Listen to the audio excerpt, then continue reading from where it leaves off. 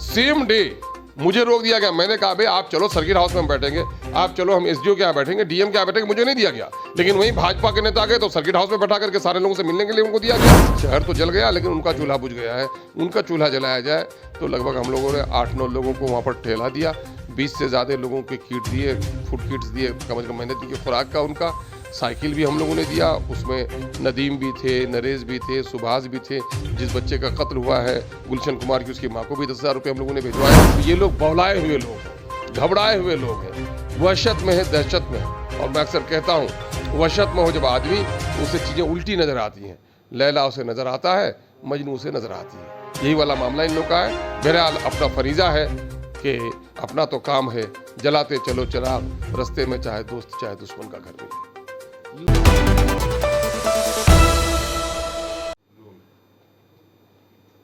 बिहार शरीफ और सासाराम में, जहां बिहार में 2 जगहों पर हिंसा हुई, वैसे में कहीं ना कहीं जो AIMIM के जो प्रदेश अध्यक्ष हैं अख्तरुल ईमान, उनको रोक दिया गया और उनके जो कई जो नेतागण हैं उनको रोक दिया गया। क्यों रोक दिया गया? और आज इस बार जब वो रमज़ान ही के मौके पर जब उन लोगों से मिलने गए जो लोग वहाँ पे मजलूम हैं, जिनके साथ ज़्यादती हुई, उनसे वो मिलने गए, उनको क्या क्या दिया, इनसे बात करेंगे, जानेंगे कि उस दिन आपको क्यों रोक दिया गया था, क्या कारण था आपको अब क्या कारण, ये तो हुकूमत के लोग बताएंगे, ये वहाँ के डीएम बताएंगे, एसपी बताएंगे, या फिर मुख्यमंत्री का कार्यालय बताएगा क्यों नहीं जाने दिया गया।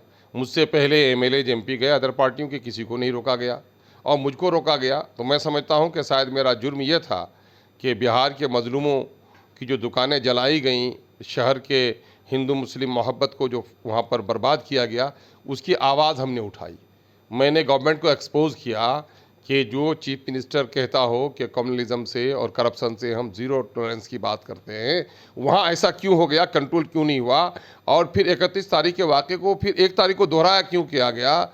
जो लोग हथियारबंद जुलूस लेकर निकले, इंटेलिजेंस फेल्योर था कि उसकी खबर नहीं मिल पाई कि कंट्रोल किया जाए पुलिस के ज़रिए से। फिर क्या लापरवाही थी एडमिनिस्ट्रेशन की तरफ से कि वहाँ पर सीसीटीवी वगैरह का या फोटोग्राफी का एहतमाम नहीं किया गया। ये सारा मामला एक लगता है कि फसादियों ने मंसूबा किया था, मंसूबा बनाया था, उनका प्री प्लान था ये, और हुकूमत की तरफ से कहीं ना कहीं लापरवाही थी। शायद वही जुर्म था जो जाने नहीं दिया। जो लोग फसाद फैलाए उनको तो आप जाने देंगे, उनको नहीं रोक पाएंगे। जो लोग जाने दिया गया और हमको रोक दिया गया साहब। सेम डे मुझे रोक दिया गया। मैंने कहा भाई आप चलो सर्किट हाउस में हम बैठेंगे, आप चलो हम एसडीओ के यहाँ बैठेंगे, डीएम के यहाँ बैठेंगे, मुझे नहीं दिया गया। लेकिन वहीं भाजपा के नेता गए तो सर्किट हाउस में बैठा करके सारे लोगों से मिलने के लिए उनको दिया गया। तो एक तरफा मेरे ऊपर ये इसलिए था कि हमने गवर्नमेंट को एक्सपोज किया था और इस मामले में भाजपा और मौजूदा बिहार की सरकार दोनों का खेल था।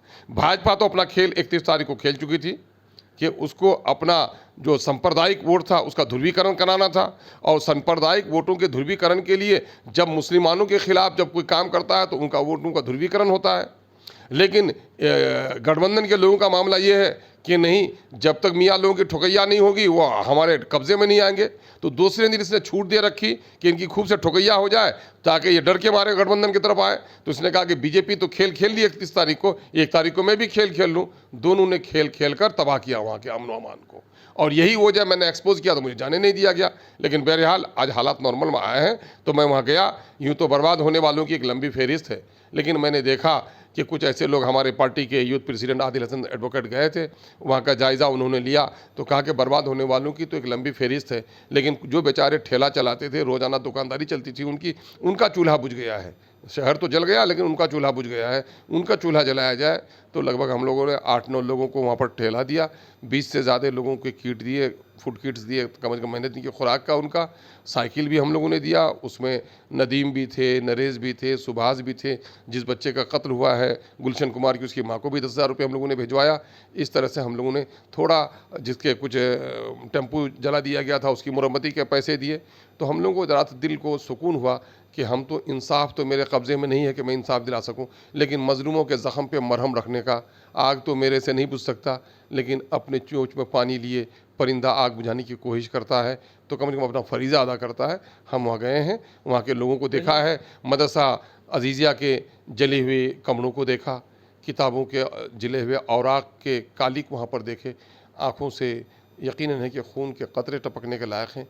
जिस मस्जिद पर हमला किया था वहाँ भी जाना हुआ, लेकिन मैं मस्जिद और मदरसे पर तो हमला समझता हूँ, लेकिन उससे बड़ा हमला यहाँ के अमन और अमान पर हुआ। इस मुल्क की तबाही है कि हिंदू और मुसलमानों के दरमियान में मज़हब के नाम पर नफ़रत पैदा किया जाए।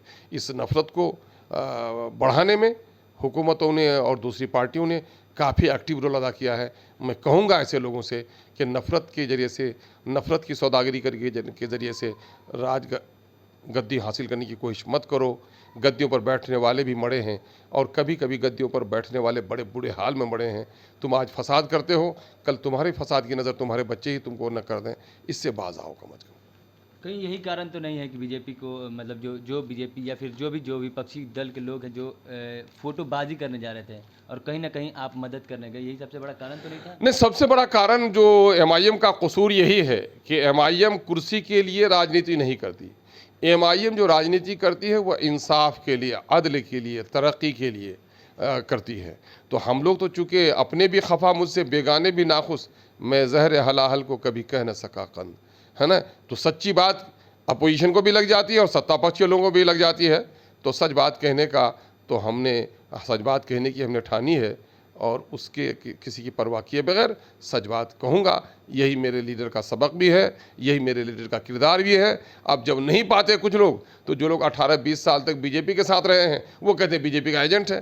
तो ये लोग बौलाए हुए लोग हैं, घबराए हुए लोग हैं, वहशत में है, दहशत में है। और मैं अक्सर कहता हूँ, वहशत में हो जब आदमी तो उसे चीज़ें उल्टी नज़र आती हैं। लैला उसे नज़र आता है, मजनू उसे नज़र आती है। यही वाला मामला इन लोगों का है। बहरहाल अपना फरीज़ा है कि अपना तो काम है, जलाते चलो चिराग, रास्ते में चाहे दोस्त चाहे दुश्मन का घर मिले। यूपी में जो अरशद के साथ हुआ, जो इनका इनकाउंटर हुआ, उस पर क्या कहेंगे? देखिए, अदालत का जो काम है वो अदालत को करना चाहिए, पुलिस का काम पुलिस को करना चाहिए। अगर पुलिस का काम अदालत करने लगे और अदालत का काम पुलिस करने के लिए, तो उस मुल्क को तबाही से कोई नहीं बचा सकता। ऐसे ही बिहार में कहीं ना कहीं बिहार के जो प्रदेश अध्यक्ष बीजेपी के हैं वो कानून लाने की बात करें, यहाँ योगी मॉडल और बुलडोजर मॉडल लाने की बिहार में बात करें। अगर असद का इनकाउंटर नहीं हुआ होता, वहाँ अगर किसी दूसरे का इनकाउंटर होता तो ये जुमला नहीं बोलते। चूँकि असद का इनकाउंटर करके मुसलमानों को खौफजदा करना है, असद को कब्र में भी लेटने के वक्त भी लोगों को बहुत पहरेदारी के साथ देखने देना है, ये दरअसल मुसलमानों को खौफजदा करने की। मैं असद के जुर्म के या आतिक के जुर्म की कभी हिमायत नहीं कर सकता, लेकिन जो कुछ उस जुर्म के नाम पर बड़ा जुर्म हो रहा है उसकी मुखालफत करने से कोई नहीं रोक सकता कि ये लोग चाहते ही हैं। मैं कह रहा हूँ कि यही इनकाउंटर, योगी जी अगर बड़े इंसाफ पसंद हैं तो फिर ज़ियाउल हक जो DSP मारा गया था उसके कातिलों पर भी इनकाउंटर करके दिखा दो ना, है ना, और बता के दिखा दो। तो आप तो नहीं करोगे वो। एक तरफा तौर पर दाढ़ी नोची जाएगी, टोपी उछाली जाएगी, गाय के नाम पर, कब्रिस्तान के नाम पर यह ख़ास कौम को निशाना बनाया जाएगा ताकि लोगों को राजनीतिक रोटी सेकी जाए। मैं समझता हूँ किसी भी देश में देश की उन्नति के लिए और आने वाली नस्लों के लिए ये शुभ संकेत नहीं है। इससे बड़ा नुकसान होगा, उन लोगों का खुद नुकसान होगा जो लोग इस तरह का करतूत कर रहे हैं। तो आपने सुना है अख्तरुल इमान को इनका साफ तौर पे कहना है कि जो असद नाम का जो व्यक्ति था जिसका इनकाउंटर हुआ वो कहीं ना कहीं अगर किसी और नाम का होता तो उस पर इतनी राजनीति नहीं होती। और भी क्या कुछ कह रहे थे अख्तरुल इमान, आपने इस वीडियो में सुनाई थी। तमाम खबरों के लिए जुड़े रहे हमारे चैनल इनसाइड के साथ। तब तक के लिए धन्यवाद।